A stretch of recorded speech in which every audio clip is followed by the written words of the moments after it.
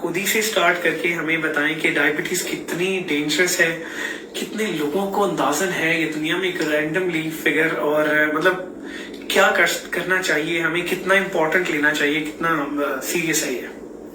Thank you Fahad और thank you PID. आप लोग हमेशा मुझे मौका देते हो कुछ ना कुछ बोलने का, और डायबिटीज के हवाले से ये एक ऐसी वबा है, this is not less than epidemic और pandemic which has taken over on the world. तो आज क्या इम्पोर्टेंट है जो मैं आप लोगों को बोलना चाहूंगी। डायबिटीज एक बहुत बड़ी बहुत बड़ी बीमारी है, लेकिन अगर ये समझ आए तो ये बहुत आसान भी है। सो इस ईयर का थीम जो है वो है एजुकेट टू प्रोटेक्ट टुमारो। तो इसका क्या मतलब हुआ? इसका मतलब ये हुआ कि आप इतनी एजुकेशन कम से कम डायबिटीज के बारे में समझो ताकि आप इस चीज को अगर नहीं हुई है तो उसको प्रिवेंट कर सको, अगर हो गई है तो उसको कंट्रोल और मैनेज कर सको। हम लोगों ने सालाना और every year what we are seeing is the numbers are still rising, चाहे वो कोई भी पार्ट ऑफ द वर्ल्ड हो। हम लोगों के पास जो स्टैटिस्टिक्स है, हम लोग कहते हैं 430 million people are currently living with diabetes, but ये कौन बोलेगा जिन्होंने कभी टेस्ट ही नहीं करवाया। So we don't know the actual figure. तो एक रैंडम फिगर जो आती है ये कभी भी चेंज हो सकती है, क्योंकि there are people who have never gone for a test. So अभी हमें करना क्या है, क्योंकि डायबिटीज एक ऐसी चीज है अगर हो गई तो रिवर्सल बहुत मुश्किल है, लेकिन प्रिवेंशन इज द बेस्टेस्ट वे कि आप जो अपने लिए और अपने फ्यूचर के लिए कर सकते हो।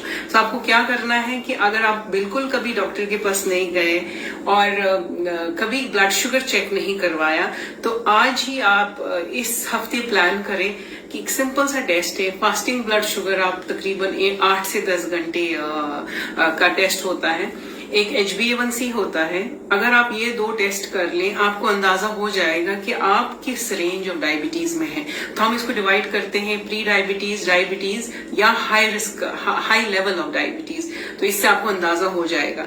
अगर आप ऑलरेडी डायबिटिक हैं या आपके फैमिली में कोई डायबिटिक है, तो उनके लिए ये जानना जरूरी है कि इस चीज को कंट्रोल कैसे कर सके।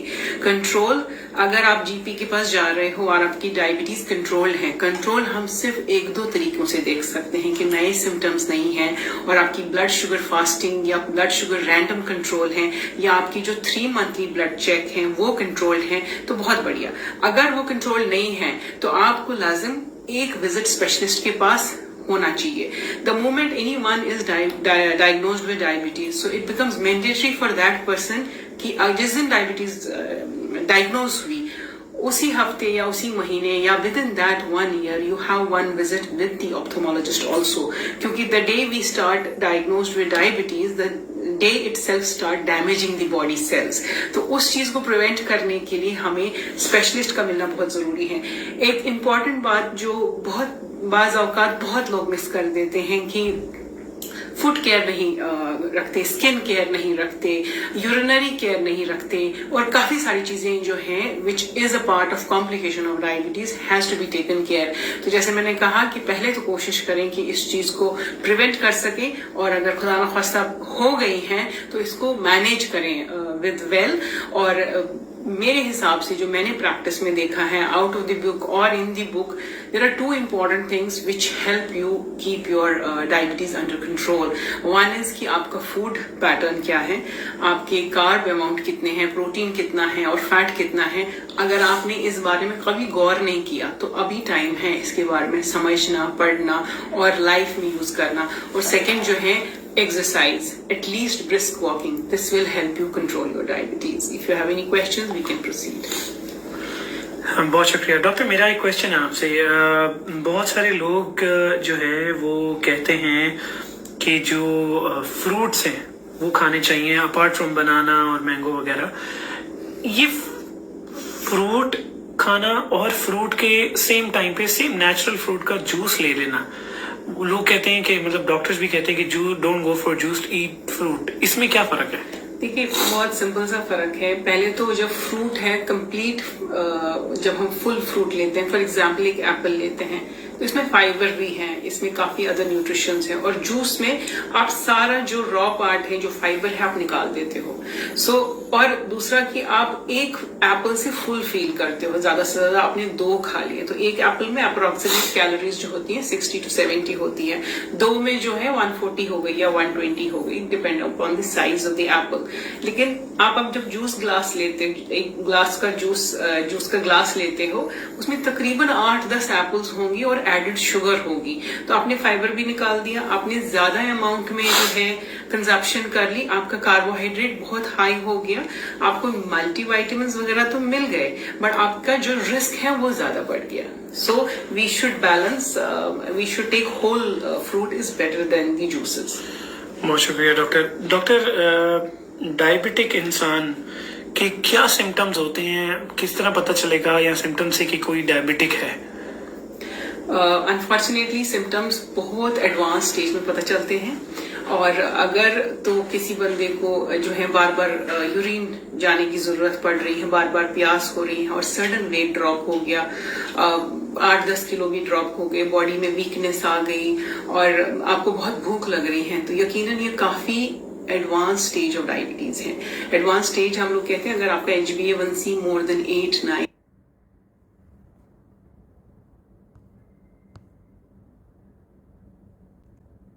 जहां आपकी requirement first to start with insulin है और आपको पता ही नहीं चला। सो अगर ऐसे कोई सिम्टम्स हैं तो definitely not tomorrow, today you should meet a doctor to get yourself screened and checked and diagnose the diabetes and take immediate action कि हम फर्दर कॉम्प्लिकेशंस को रोक सके।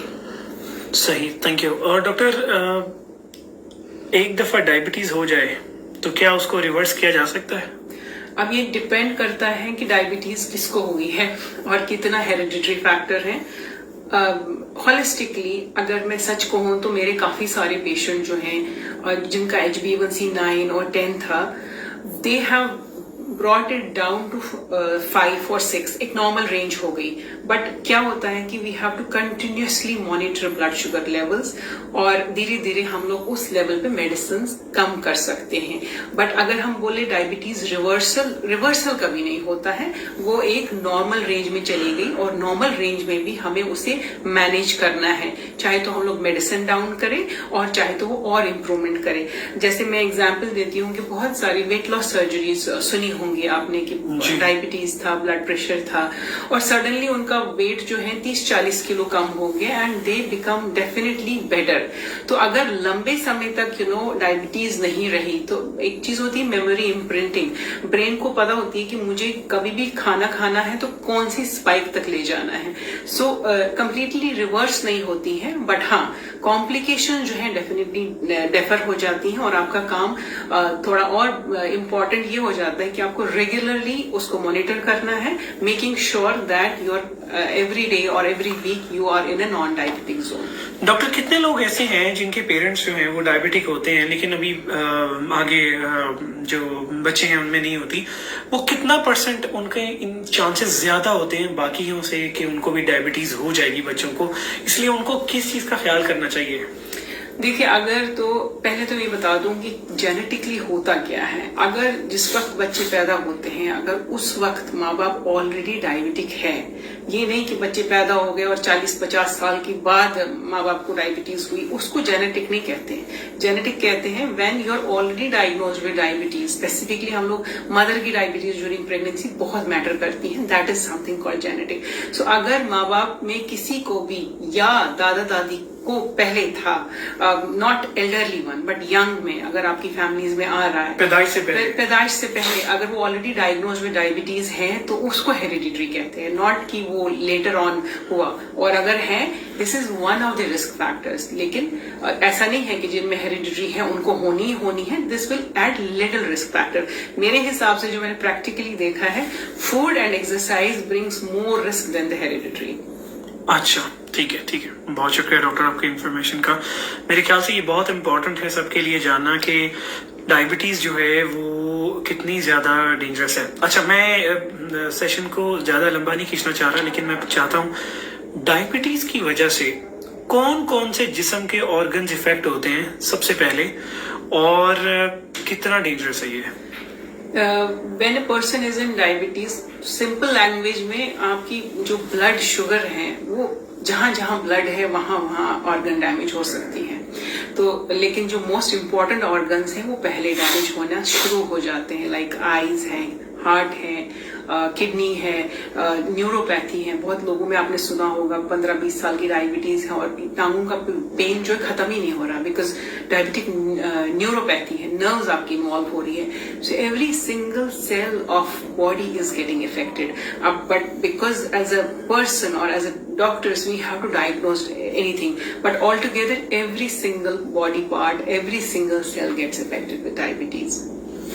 सही। तो इसका मतलब है डॉक्टर इनडायरेक्टली दिल पे भी असर होता है डायबिटीज का बहुत ज्यादा, और आंखों पे आप कह रही हैं बहुत ज्यादा है, किडनी पे है, नर्व्स पे है, तो कुछ बचा ही नहीं, सब पे है। तो क्या हम लोगों को रेगुलर बेसिस पे चेकअप करवाना चाहिए? जैसे मैंने कहा कि अगर डायग्नोज ही नहीं हुआ, अगर आपको पता ही नहीं है कि are you at risk of diabetes, पहले तो ब्लड शुगर और HbA1c जो है वो आप इमीडिएटली चेक करा लो। This will tell you are you already suffered with diabetes, are you at risk of diabetes, और how frequently।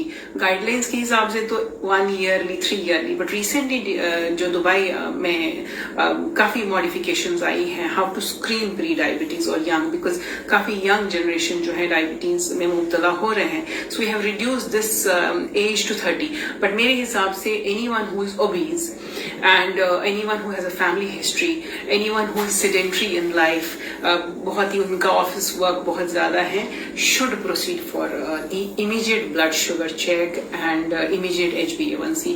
Why to wait for the other ages? लेकिन बिल्कुल ही नहीं करना और recommendations at least follow करनी है. So anyone who has just attained the age of 30 and has never been diagnosed with diabetes or has never been checked for diabetes should proceed for it. बहुत अच्छा, thank you so much doctor. आपकी quick information के लिए बहुत ज़रूरी था हमारी community को ये बातें बताना, और आई एम श्योर कि ये बड़ा हेल्पफुल मैसेज होगा आपकी तरफ से। शॉर्ट मैसेज है लेकिन हेल्पफुल होगा। अगर किसी का कोई क्वेश्चन आए तो प्लीज़ आप हमें मैसेज कर दीजिए, इनबॉक्स में कमेंट में डाल देंगे, या डायरेक्टली डॉक्टर आसिया को हमने टैग किया है उनके पेज को, आप उनको मैसेज कर सकते हैं। You will get a response from her. आप सबका बहुत बहुत शुक्रिया सुनने के लिए। डॉक्टर आसिया आपका बहुत बहुत शुक्रिया हमें बताने के लिए, इन्फॉर्मेशन देने के लिए, बिकॉज हमारे एज ए कम्युनिटी ये बहुत ज़रूरी है। पाकिस्तानी तो वैसे ही डायबिटीज में बहुत ज्यादा शामिल होते हैं, तो बहुत बहुत शुक्रिया आपका। इंशाल्लाह हम अगले एक और सेशन में जरूर आएंगे। तब तक के लिए बहुत बहुत शुक्रिया, और याद रखें कि ये हम सब की जिम्मेदारी है कि हम सब इस चीज का ख्याल करें, क्योंकि it is our health that is the most important thing.